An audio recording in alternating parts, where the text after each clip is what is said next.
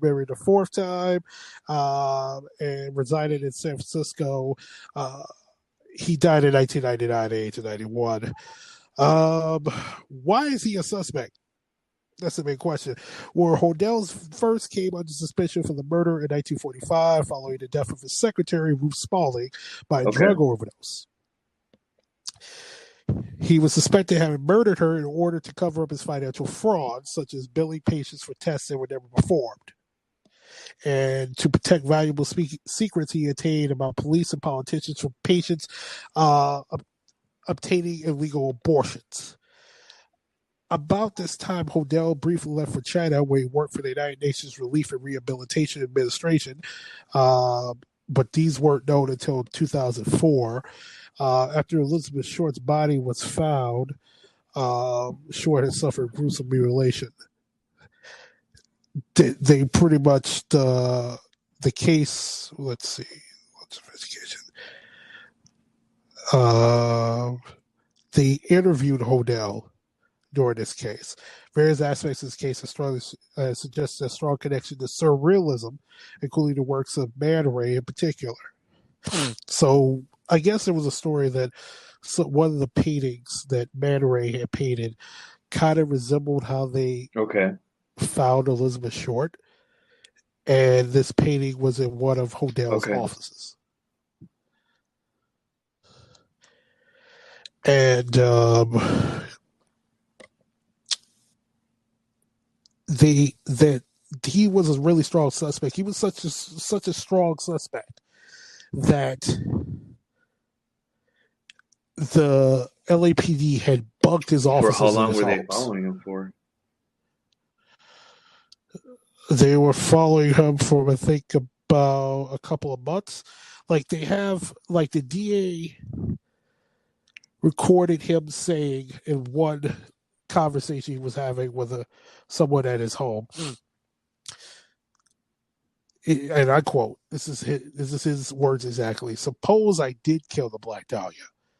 They can't prove it now. They can't talk to my secretary anymore because she's dead. They thought there was something fishy. Anyway, now they may have figured it out. Killed her. Maybe I did kill my secretary." Okay, so he's okay. This is a pretty bold statement. Okay. Yeah, they bugged his private residence and his office. They did it from February 15th to March 27, 1950. And some of the transcripts revealed that references to him performing illegal abortions, giving payouts to law enforcement agencies, and his possible involvement in the death of his secretary is short. And not only that, supposedly raping his daughter. In late 1949, Hodel's teenage daughter Tamir accused him of sexual abuse and impregnated her, after which she was given a back alley abortion. He was acquitted after a widely publicized trial. There had been 3 witnesses present during and who participated in sex acts. 2 testified at trial, and the third recanted her earlier testimony and refused to come forward. The theory being that Hodel had threatened her into silence. The trial also caused Tamir to look like a liar who fabricated the abuse and accusations. Okay.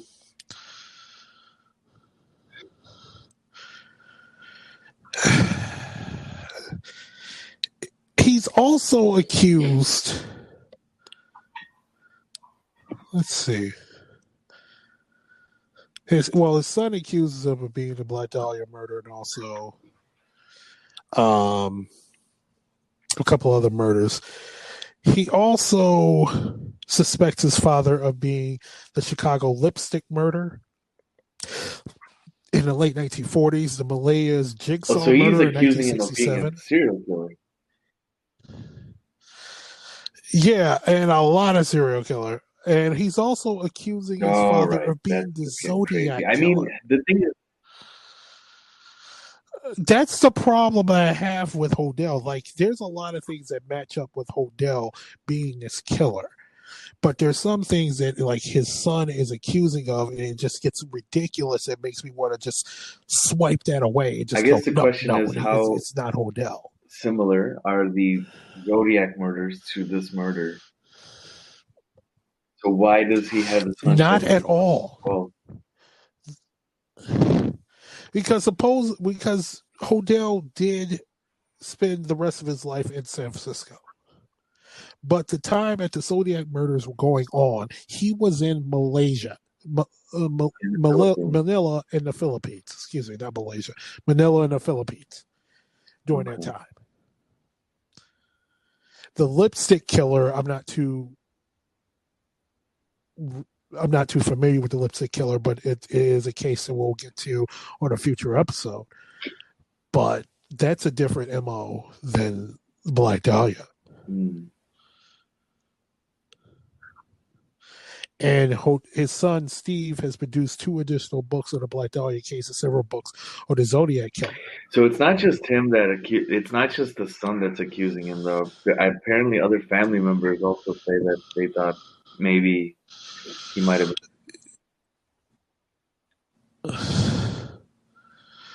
Yeah, there are other family members that are accusing of this. Actually, there's something in July 2018. Sandy Nichols in Indianapolis, Indiana, while going through a recently deceased mother's personal effects, discovered a dying decoration letter written by her grandfather, W. Glenn Martin, some 70 years before on October 26, 1949. The handwritten envelope read, in case of Margaret Ellen's or Glenda Jean's death, and was initialed WGM, excuse me. The letter was written out of fear that one or both of his teenage daughters might be killed. The 3-page letter identified W. Glenn Martin as a paid Los Angeles Police Department informant working for Sergeant McLally of the LAPD Internal Affairs. He described his activities as working undercover for the LAPD detectives to help them identify and arrest corrupt police officers. In his words, it was to try and see if other officers could be veiled into crime. The Martin letter, reproduced in full in the chapter afterward in the Black Dahlia Avenger 3 book, went on to name G.H. on 17 separate occasions, identifying him as a personal acquaintance of Martin's as well as Macaulay's, and named him as the killer of both Elizabeth Short and a second lone woman, Louise Spangler, the Green Twig murder victim. Martin's letter claims that both he and G.H. personally knew Springer, and that he believed G.H. had also killed her. The LAPD at the time was actively investigating Springer and the Black Dahlia murders and had publicly identified them as probably connected. Springer was strangled on June 13th, 1949, just 2 blocks from where Short's body was found in 1946. Included in the letter was the fact that the Los Angeles Police Department had been informed that G.H. knew victim Springer throughout G.H. and brought G.H. in to be grilled about Springer's murder. The Martin letter made it clear that G.H. was known and protected by law enforcement agents and that they let him go. Martin's instructions were that his letter was to be opened only in case of harm coming to either of his daughters. No harm came to either of them, so the letter remained unopened and in the family's possession for 70 years until discovered and read by Martin's granddaughter. And he's implying that G.H. is George Hodel.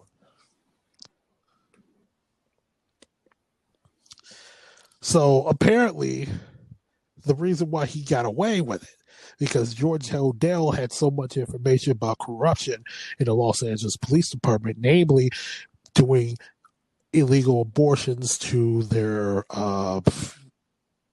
girlfriends, mistresses, women that some police officers raped. and that if he got nailed for the Black Dahlia murder, or I guess this Springer murder, he was going to spill the beans. Okay.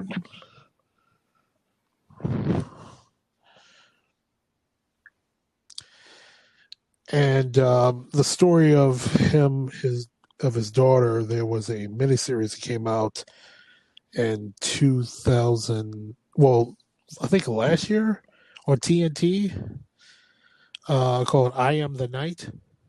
That also deals with Black It was a Dahlia 2-part series on TNT. a little bit too. I didn't see it, but I read of it, 2-part and it series. I was Am like the Night. one part was about Hodel, right? And then the other part was just about the murder. Right, I believe so. Yeah. Yeah. Uh-huh. And also George Hodel's friend, Fred Sexton, was a suspect in the murder. He was the creator of the Maltese Falcon statue prop on the 1941 Warner Brothers movie, The Maltese Falcon. Bugsy Siegel was also a suspect, considered the famous gangster. Woody Guthridge, the folk singer, that's comical. Orson Welles was considered a suspect.